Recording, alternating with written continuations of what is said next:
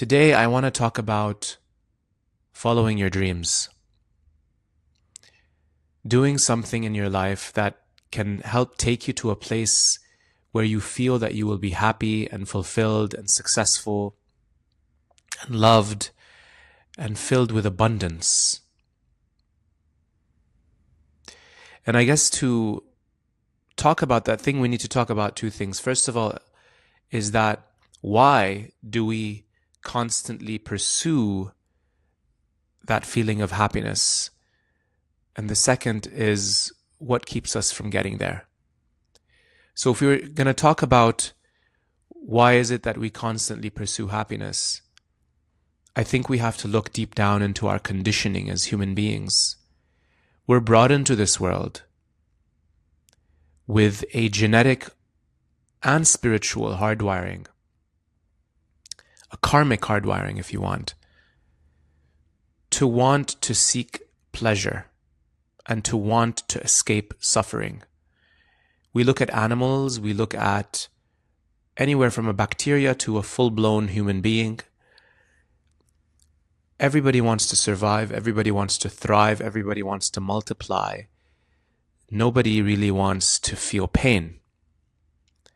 So if it's in our nature as human beings to want to live fully and completely, then obviously we get into this cycle in our lives where we are trying to find that fullness and that completion.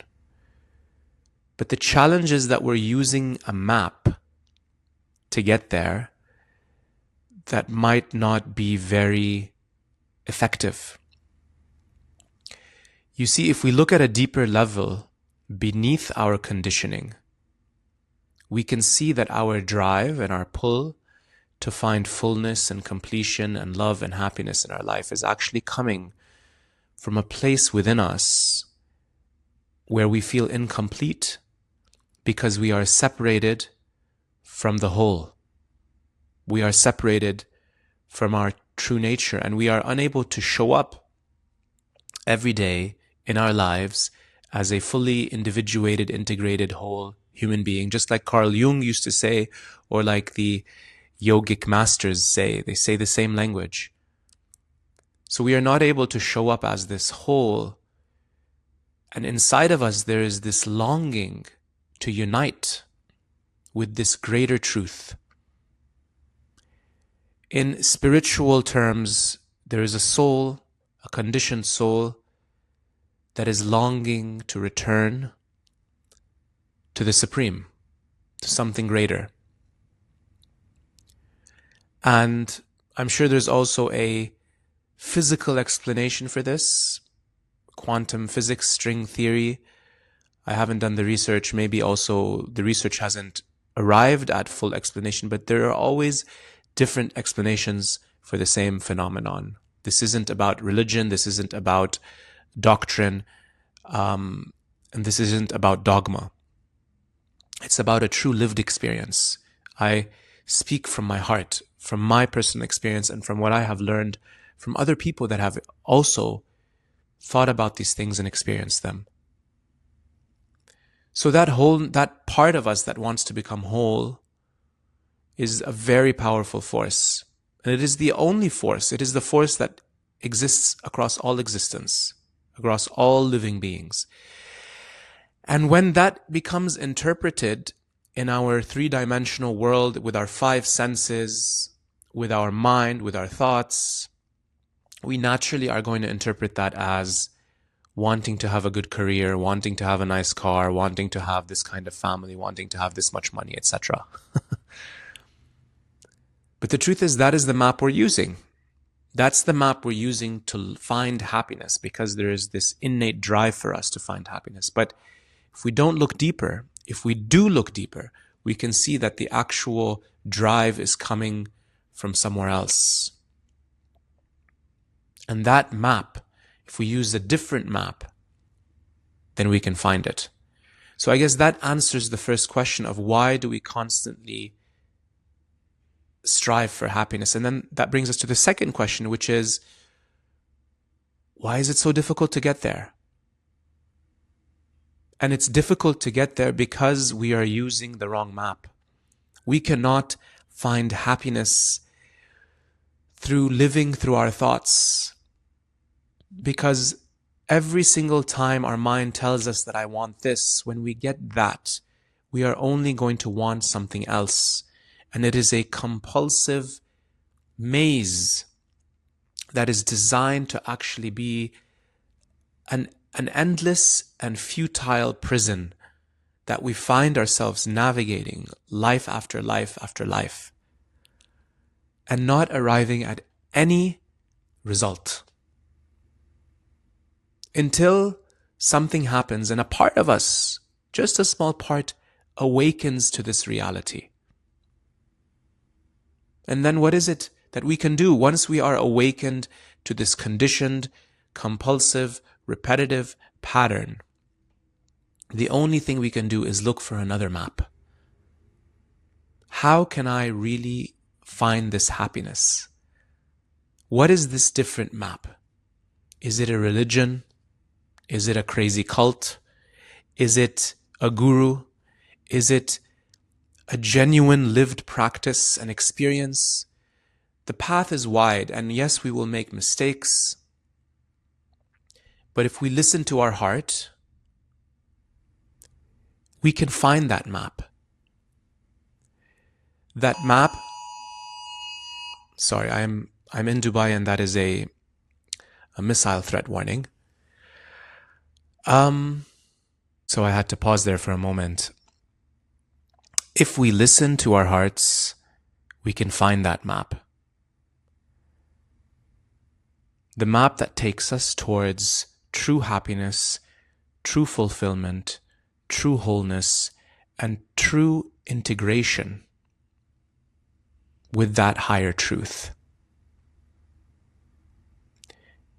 We can get there only by realizing that we're never going to get there by doing things using the old map, the normal 3-dimensional 9-to-5 family map.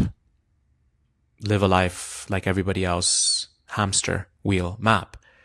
But the beautiful thing is that when we find the other map, when we find that internal map, that internal guidance that takes us to a place of fulfillment and integration and truth, we can definitely live a normal life. We can live in the world. We can live in the matrix. We can have these responsibilities. We should never run away from them. But the difference is that these things are unfolding the way they are. I'm getting a new job, or I'm recording a video today, or I'm marrying a woman, or I'm doing this, or I'm doing that. It doesn't matter. My life is unfolding on the outside in a way, but internally, I am getting closer to truth. Or internally, I'm allowing myself to be in truth. Or internally, I'm building my life around the desire to know truth and to come closer to truth. When we build our lives around the desire to know truth and to come closer to truth, in my view, that is the only effective and rational map for us to use to get out of this crazy maze. Or else we're going to be repeating the same pattern over and over again, and every time we get something, we're going to want something else, and it's going to be an endless process of misery and existential suffering. So that life that is based on finding truth, what does it look like? Does it mean that I need to leave everything and just become a hermit or a monk? Not necessarily. Not at all, actually. Most likely not. Finding truth means being aware, questioning your impulses and your drives, and trying to understand who is it that is actually living your life. Who are you? Who am I?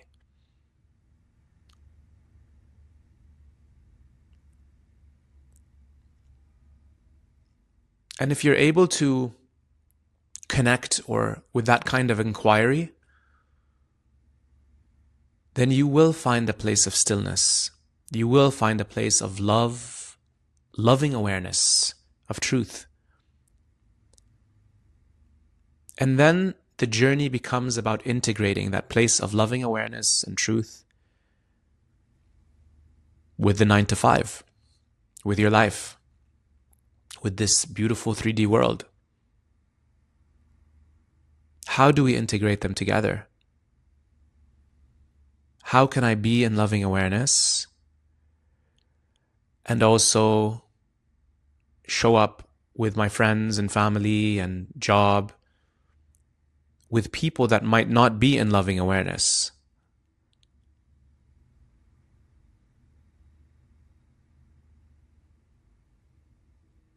We will be triggered. And anything in us that is not in loving awareness will immediately come to the surface. Anything in us that is not true will immediately come to the surface. And that is a process of purification. Or if that is a scary word for some people, it is a process of evolution, where we can evolve.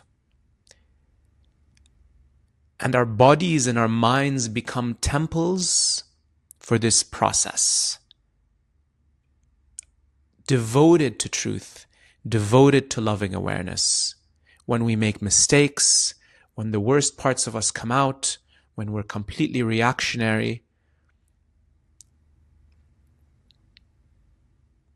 all of those things become the playground for us to realize truth, to come closer to truth, and to help and to embody truth in this beautiful body and this beautiful mind that we've been given. In my view, that is the best way to find happiness in this world. It is the most sustainable, efficient, rational, effective way, and pragmatic way, maybe even, to do this. Or else we're just in an endless process over and over and over again. And it never stops. So I leave you with those thoughts. Whoever you might be, anywhere you might be in the world, I really, really hope that any of this might have resonated with you. If you have any thoughts, please share them in the comments section below. Sending you all my love.